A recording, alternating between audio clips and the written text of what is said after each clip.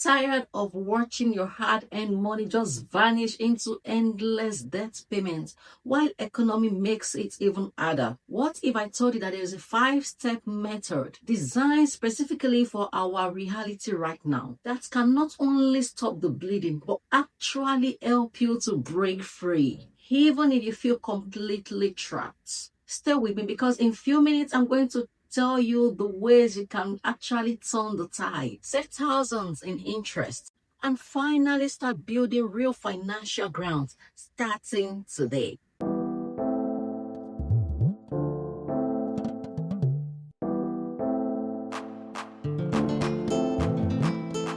The first on the list is for you to list and rank your debts. Write down every debt, family, bank, app loans, write everything down. Rank them by interest rate. Prioritize them by their interest rate from highest to lowest, because this shows you which debt is costing you the most. The second step is for you to adopt the avalanche focus. Pay all minimums. Here you put every minimum kobo into the highest interest rate debt first. Every little money, gifts, I dash you this, oh, you look beautiful, take this cash. Every money, pay it into the highest interest rate. Save it. This is the mathematically safest way to reduce total costs. The third point is for you to talk to your lenders now. The mistake people make is when they want to borrow the money, they were so humble, they made many promises, especially when it has to do with one-on-one. I'm not talking of bank, I'm not talking of loan app. But when it's time for them to make payments, that is when the stories start coming. Even Nigeria owes, every country owes. But when you wanted to borrow the money, you were not saying that.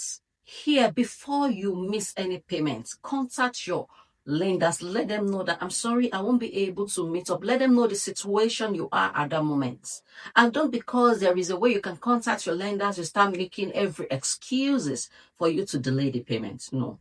But if you can't truly meet up at that particular time, let them know beforehand. Don't wait till they start calling you before you tell them your situation. Ask explicitly about restructuring plans, extended payment plans, or temporary hardship relief. And the fourth point is for you to create a survivor budget. In a separate sheet, list absolute essentials. Please be mindful of that word, essentials. Going to cinema is not essentials. Eating shawarma is not essentials. Subscribing to that app just for you for entertainment is not essentials. Absolute essentials, food. I don't say buying several junks that will just make you spend more. Real food that will sustain you. Housing is essentials. Transport is essentials. Not transportation for you to go and do a aproko somewhere. Maybe you're going to work where you will get more money to repay your loans. That is essentials. Transport to that place, to your work, place of work. And your minimum debt payment is also essentials. Cut everything else to actually save free, to have free money for the step 2 I just mentioned. Remember, I said extra kobo, extra naira, extra pounds, extra dollars. I'll recommend my book to you, Woman of Substance, which will really help you to plan your finances. I will drop a link to purchase it on seller at the description below.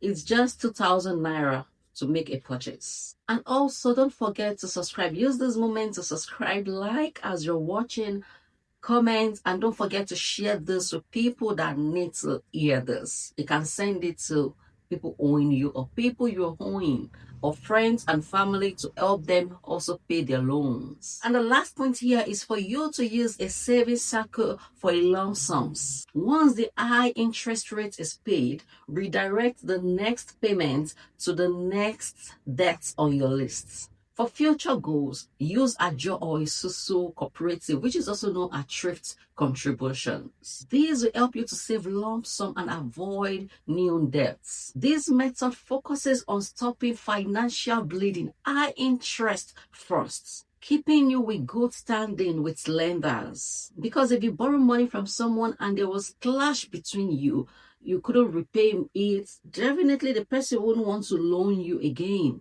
And using cultural systems to stay out of future debt traps. For specific strategy, tell me your biggest debt type. Is it bank loan, credit card, digital app?